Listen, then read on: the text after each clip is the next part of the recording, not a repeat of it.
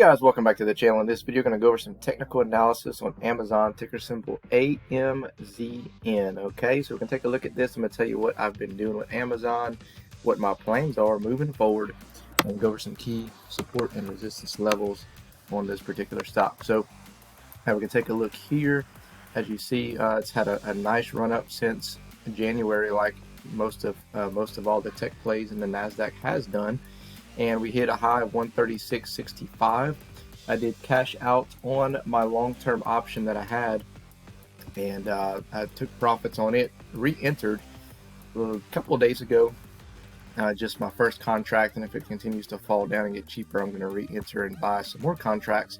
And that contract is basically strike price of 200 January 2024. Okay, so may not hit 200 before January, but if it gets anywhere close to that, I'm going to be profitable for sure. So as far as longer term, I have not bought more yet because I'm still above my average cost per share, so I'm waiting for it to drop down. If it hits that first level of support, here is where I'll start to not average down, basically enter in on my dollar cost here. But I don't know if we'll get that far down or not. We'll see what happens. So it did hit 136.65, got rejected a couple of times now, kind of slide down here. It seems that we're finding a bottom here at about 130, which is a good sign for us, and we should hopefully continue to move forward. This stock here, guys, I kind of feel like it's the next tech play to start really making some big moves. I know it's made a pretty decent sized move from 81 to here, but I feel like it's more of a slower moving and not excessive aggressive bull run.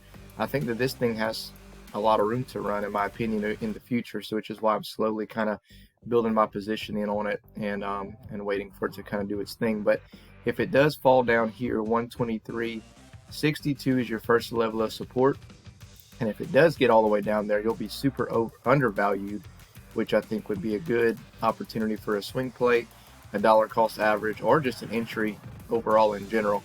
If it falls below that, you're looking at 115.56, then 109.04, 102.52, 93.25, and then your overall bottom is 81.43 for Amazon, and this is on the 180-day 4-hour time frame. So this is a longer term play for me. I'm not looking to, I'm not looking for it to hit $300, $400, $500 tomorrow. This is something that I'm slowly building my position out, and hopefully